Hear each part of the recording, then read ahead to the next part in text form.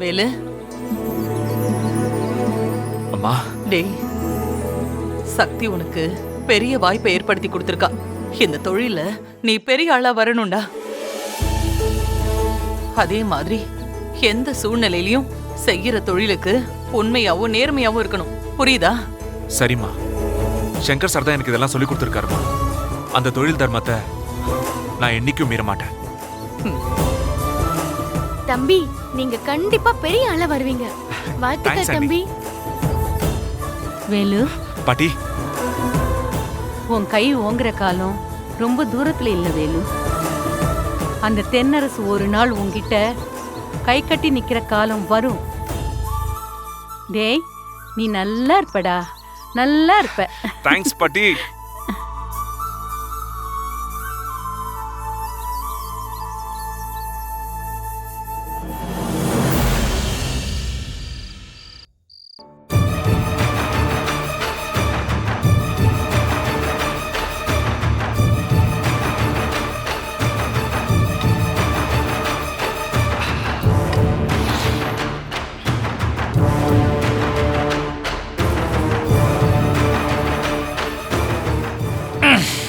மச்சான், டைம் 9 ஆச்சு.